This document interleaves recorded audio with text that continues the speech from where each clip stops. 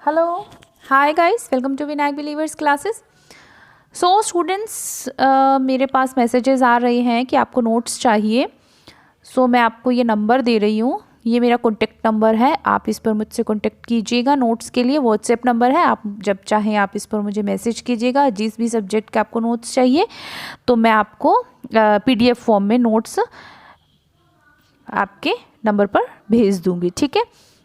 बार बार मेरे पास नोट्स के लिए मैसेजेस आ रहे हैं तो मुझे लगा आपको बता देना चाहिए। ये है मेरा कॉन्टेक्ट नंबर, व्हाट्सएप नंबर है। आप इस पर मुझे जिस सब्जेक्ट के नोट्स आपको लेने हैं वो आप उसके अंदर मेंशन कर दीजिएगा एंड आपको पीडीएफ की फॉर्म में नोट्स मिल जाएंगे विदाउट एनी कॉस्ट। मेरे नोट्स का कोई कॉस्ट नहीं है, आपको फ्री ऑफ कॉस्ट ये नोट्स मैं दूंगी।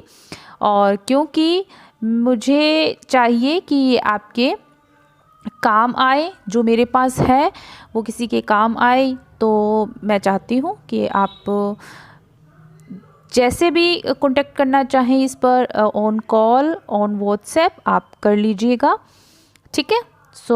Thank you so much. चलिए, आज का टॉपिक है हमारा भारत के परंपरागत वस्त्र, जो हम स्टार्ट कर रहे हैं। आपको आई होप आपको नोट्स के बारे में पूरी जानकारी समझ में आ गई होगी।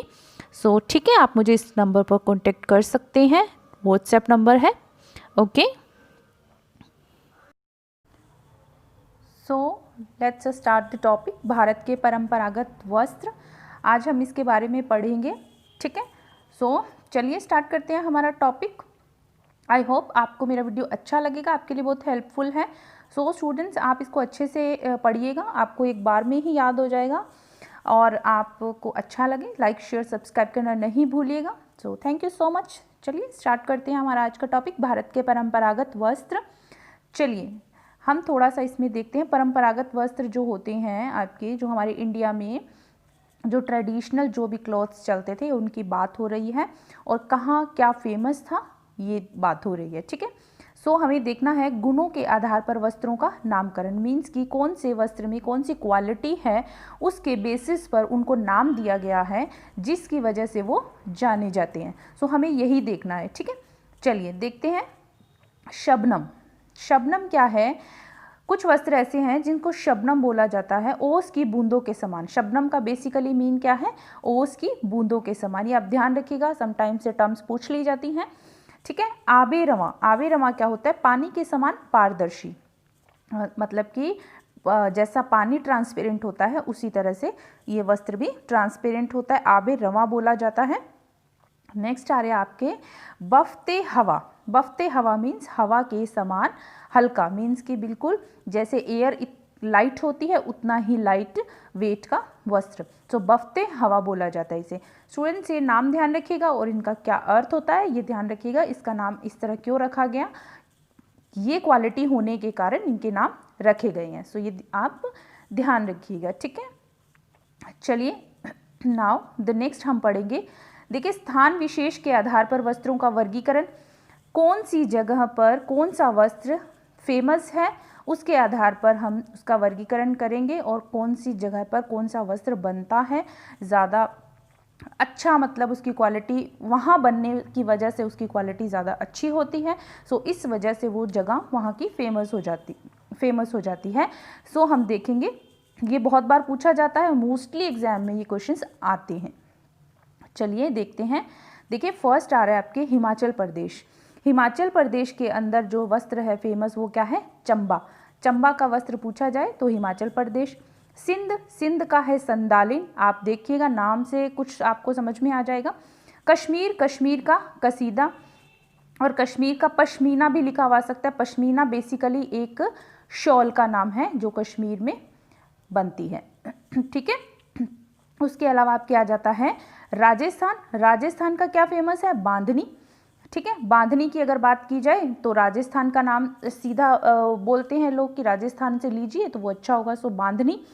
गुजरात, गुजरात का पटोला वस्त्र फेमस है। सूरत व बनारस की बात की जाए तो ब्रॉकेट और बनारसी दोनों ही नाम जो हैं वो बोले जाते हैं, दोनों ही नाम फेमस हैं।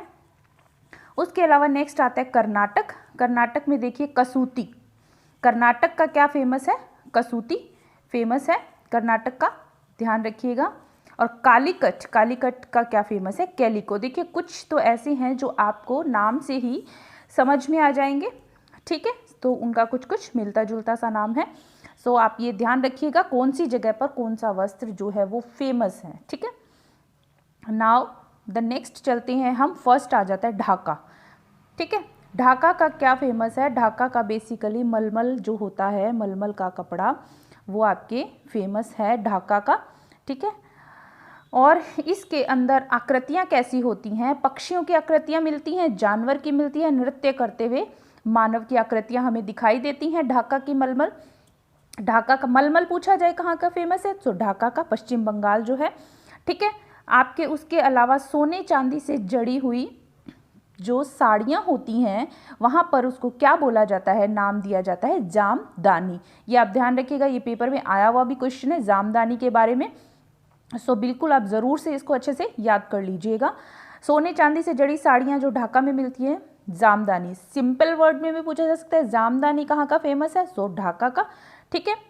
आगे आता है आपके ढाका के अंदर जो भी आपके वस्त्र बनते हैं, साड़ियाँ जो बनती हैं, उसके जो डिज़ाइंस हैं उसके आधार पर उनको क्या दिया गया? नेम्स दिए गए हैं। सोने चांदी का आपको बता दिया, जो साड़ियाँ होती है जामदानी होती हैं। तिरछी लाइनों वाले जो नमूने होते हैं लाइक दिस, ठीक है, तिरछी लाइनों के जो नमूने बनाए जाते हैं उसे तेरछा बोला जाता है। बूटे वाले जो नमूने होते हैं उसे बूटेदार बोला जाता है।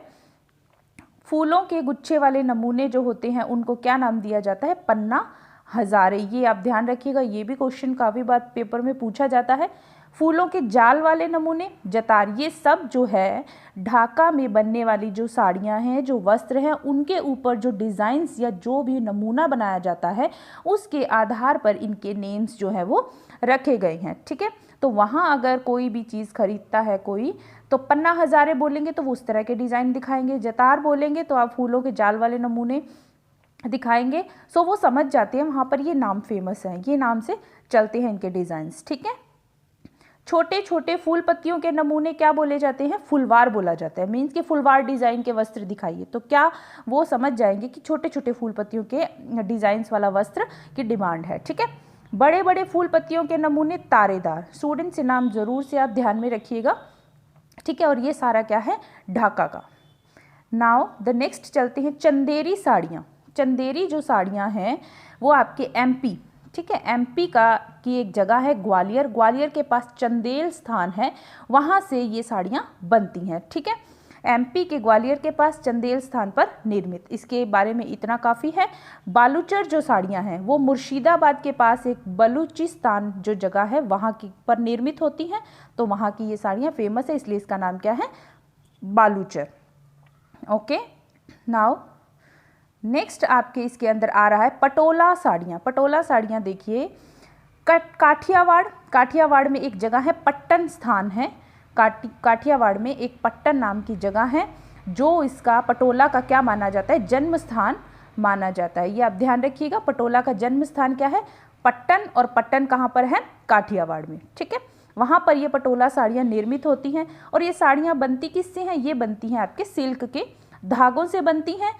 और इन साड़ियों पर नमूने जो होते हैं उनके आधार पर भी इनके नाम रखे गए हैं। सो आप ध्यान रखिएगा, ठीक है, नमूने के आधार पर, ठीक है। पटोला साड़ियों के नाम क्या है? फूल के गुच्छे वाले नमूने। ऐसे नमूने जिनके ऊपर फूलों के गुच्छे बने हुए होते हैं उसको क्या बोलते हैं? फुलवारी बोलते हैं।